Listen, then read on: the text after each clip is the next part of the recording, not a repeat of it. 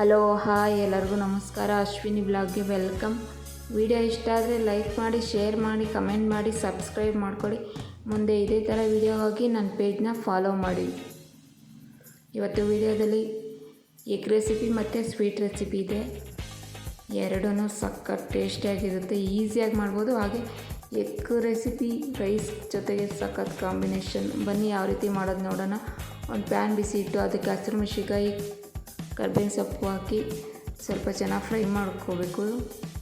ನಂತರ ಈರುಳ್ಳಿ, ಟೊಮೊಟೊ ಇದನ್ನು ಹಾಕಿ ಸ್ವಲ್ಪ ಫ್ರೈ ಆದಮೇಲೆ ಸ್ವಲ್ಪ ರುಚಿಗೆ ತಕ್ಕಷ್ಟು ಉಪ್ಪು, ಖಾರದ ಪುಡಿ, ಅರಿಶಿನ ಪುಡಿ, ಕೊತ್ತಂಬರಿ ಸೊಪ್ಪು ಇಷ್ಟನ್ನು ಹಾಕಿ ಚೆನ್ನಾಗಿ ಫ್ರೈ ಮಾಡ್ಕೋಬೇಕು. ನಂತರ 3 ಮೊಟ್ಟೆ ತಗೊಂಡು ಅದಕ್ಕೆ ಸ್ವಲ್ಪ ಪೆಪ್ಪರ್ ಪುಡಿ ಹಾಕಿ ಚೆನ್ನಾಗಿ ಮಿಕ್ಸ್ ಮಾಡಿ.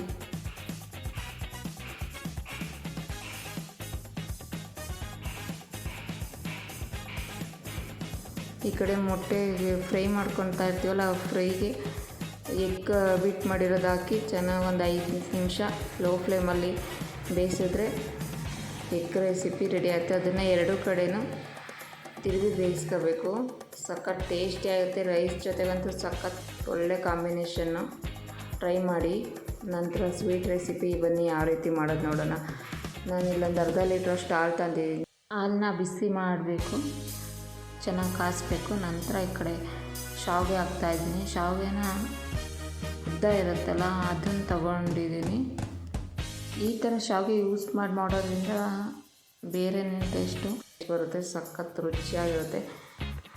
ಅದಕ್ಕೆ ರುಚಿಗೆ ತಕ್ಕಷ್ಟು ಸಕ್ಕರೆ ಹಾಕಿ, ನಂತರ ಬಾದಾಮ್ ಪೌಡ್ರು, ದ್ರಾಕ್ಷಿ ಗೋಡಂಬಿ ಅದನ್ನು ಹಾಕಿ ಚೆನ್ನಾಗಿ ಮಿಕ್ಸ್ ಮಾಡಬೇಕು. ಒಂದೇ 1 ನಿಮಿಷ ಕುದಿಸಿ ಫ್ಲೇಮ್ ಆಫ್ ಮಾಡಿದ್ರೆ ಶಾವಿಗೆ ಪಾಯಸ ರೆಡಿ ಆಗುತ್ತೆ. ಇದು ಮಾತ್ರ ಸಖತ್ ಟೇಸ್ಟಿಯಾಗಿರುತ್ತೆ.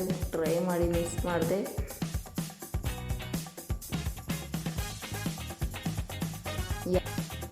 ಮಾಡದೆ ರೆಸಿಪಿನ ಟ್ರೈ ಮಾಡಿ. ಮತ್ತೆ ಸಿಗೋಣ ನೆಕ್ಸ್ಟ್ ವಿಡಿಯೋದಲ್ಲಿ. ವಿಡಿಯೋ ನೋಡಿ.